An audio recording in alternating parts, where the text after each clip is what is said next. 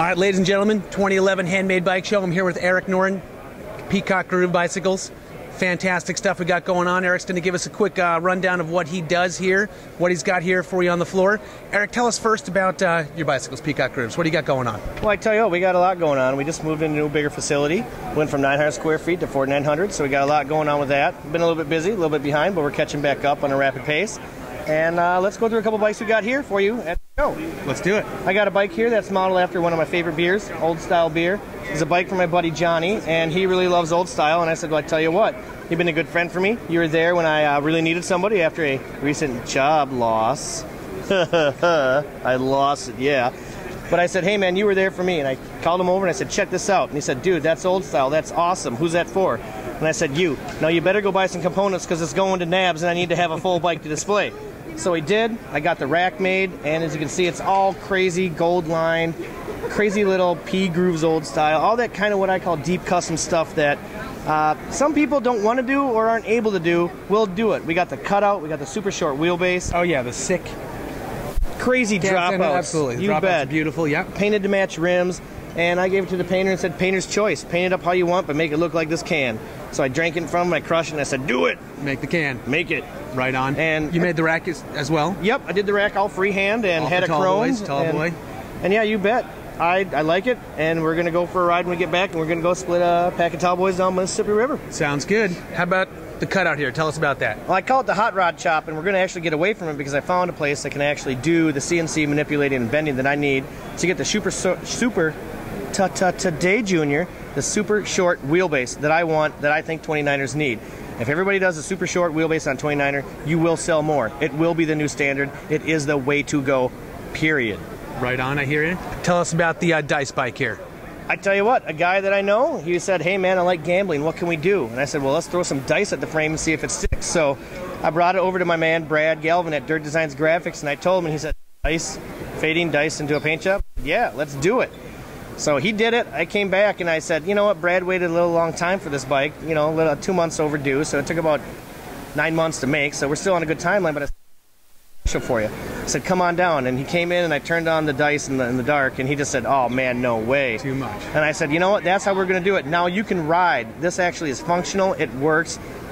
He'll probably be pulled over by the cops because you can't have blue lights on a pedestrian vehicle, so sorry, Brad, if the Pope will come get you, but you're always going to be seen, and that's what Peacock Group does. We're going to take it to another level where it's not just solid craftsmanship, but it's solid art and solid style.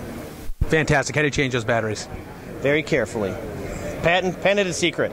You can tell me, but you have to kill me. I could kill you and then I'll tell you, but you won't know. Tell us, if you're going to go kick around, do a little road riding, a little dirt as well, what do we got in that line? Well, I tell you what we got going on now is a lot of what I would call gravel road racing.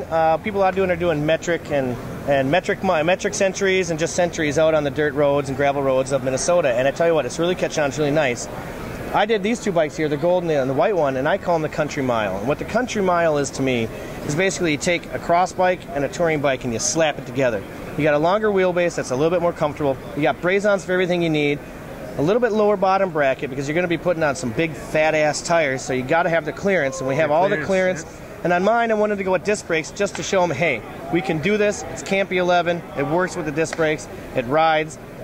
I'm ready to go home and ride at 200 miles, take a small vacation, so y'all can't get a hold of me sooner or later. I'll let you know.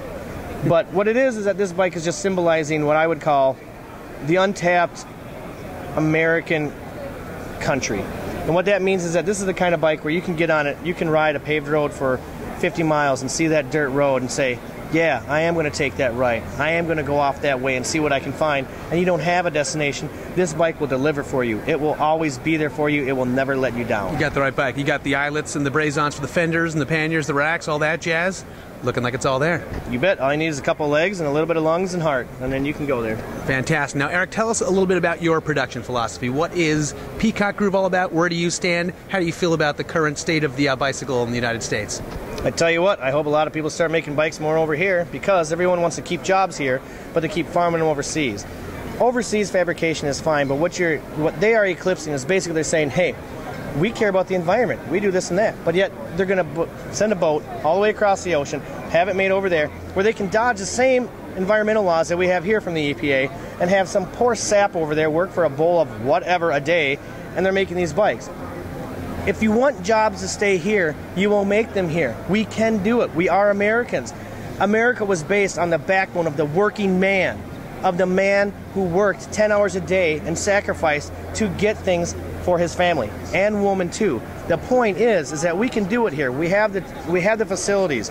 We have all of this. Government, please listen. Give us some breaks for small businesses that are doing this. I mean, let those big guys out there know that, you know what? Yeah, it is a global market, but you know what? Let's keep it here. Let's put America back to work. There's no shame in getting your hands dirty and being blue collar. Not at all. I'm blue collar here, right here, but I look good. You look damn good. Thanks. And here we are in Texas. I mean, this is the heartland of America right here. You're damn skippy. These people like the USA. We're in a good place for a bike show.